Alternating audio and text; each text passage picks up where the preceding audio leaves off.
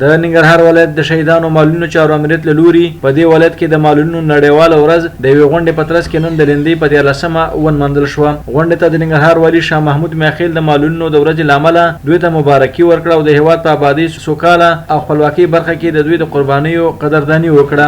نوموړي زیاته کړه اوس هم په جګړه اخته یو، د هیواد هرې کورنۍ څخه شهیدان او مالونه لرو، خو ژمنه یې وکړه چې ټول هغه امکانات چې د حکومت په واک کې شته د شهیدانو کورنۍ او مالونو ته به په دې ولایت کې برابر کړي. جنگ بدبختی راولي، جنگ مونږ او تاسو ته مایبین پرېږدي، جنگ مونږ او تاسو ته کونډې پرېږدي، یتیمان پرېږدي او دا داسې یو جنجال د جنګونو دی که تاسې په دنیا کې وګورئ هغه جنګونه چې 50 یعنې اوله جهاني او دویمه جهاني جګړه شوې ده تر اوسه پورې د هغې معیوبینو او کورنیو مشکلات دي. نو 40 کاله که موږ او تاسې دا جنګونه دلته ولیدل په هر دوره کې چې هر څوک په هر شکل باندې متضرر شوی دی نو 40 کاله به موږ نور هم مشکلات لرو. ځکه د معیوبینو پالنه د هغې او د شهداو پالنه د ورثې پالنه دا اسانه کار نه دی. امکانات غواړي، توجه غواړي او بیا په داسې حالت کې چې لا موږ اوس هم په جنګ کې اخته یو. د هېواد د دښمنانو زړه لا اوس هم یخ نه دی. اوس هم زموږ مکتب رانه زموږ مشران شهیدان زموږ علما په نښه کوي، زموږ تعلیم یافته په نښه کوي او غواړي چې د وطن ترقي او آبادي ونکړي. اوس هم زموږ او ستاسې په دین، زموږ او ستاسې په کلتور، زموږ او ستاسې په هېواد په خاوره باندې مختلف قسمه مشکلات روان دي.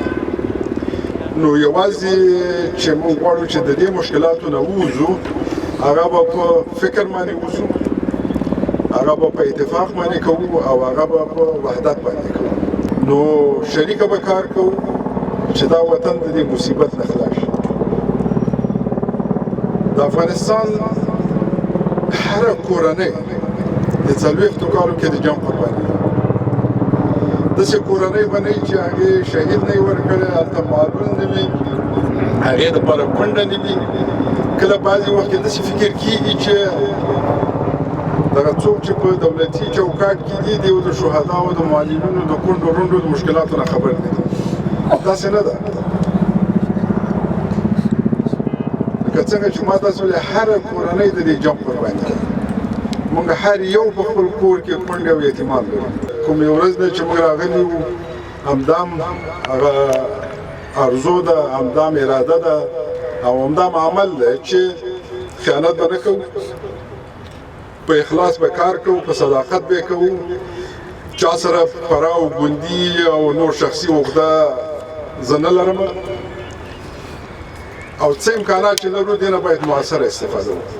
د ننګرهار د شهیدانو مالونو چارو امیر محمد طیب معصوم وویل په دې ولایت کې د شهیدانو کورنۍ او مالونو ته په شفاف ډول د دوی د حقوقو د ورکړې په موخه یې د بیومټریک سیستم 95 سننه فعال کړي چې ژر به بشپړ شي.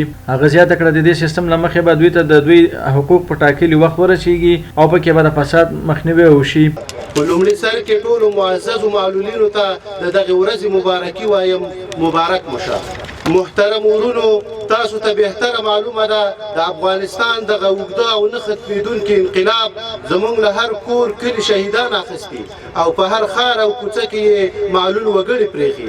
د داسې کورنیو موږ او تاسې هم شاهدان یو چې په یو کور کې لسګونه معلولین شته او لسګونه شهیدان یې د لاسه ورکړي چې ډېری زموږ او ستاسې خویندې ترې کونډې او کوچني معصوم بچي یتیمان پاتې دي. د افغانستان حکومت د معلولینو قربانیو ته پوره احترام لري، هیڅکله به د دوی قربانۍ هېرې نه شي. د افغانستان د اسلامي دولت جمهور رئیس معلولینو ته د لا خدماتو ترسره کولو په خاطر د دې کال په سر کې د شهیدانو او معلولینو په چارو کې د دولت وزارت تر عنوان لاندې یو وزارت رامنځته کړ. په افغانستان کې د مالونو د سرتاسري شورا مشر مسعود شافي دوی ته په ټاکلي وخت د کلنیو امتیازاتو د نه ورکړې د سرپناه نشټوالي 3 سلنه دوی ته په ادارو کې د کاري فرصتونو د برابرېدو ځنډېدو او یو شمېر نورې ستونزې په ګوته کړې. والي صاحب موږ یو دلیل مشکلات به موږ اجازه ورکوو. موږ د معلولینو او د شهیدانو ورثه په زرګونو خلک د خپل حقوقو نه محروم یا کې امتیاز معاش دولت مقرره کوي تر اوسه پورې زموږ خلکو ته نه رسېدلی. په داسې حال کې چې موږ کالو سر د همدې منتظر او انتظار یو د سرپناه په رابطه باندې د مالونو حق قانون ورکړی د قانون په چوکاټ کې باید د دوی حق ورکړل شي او په دې باندې سترګې پټې نه شي.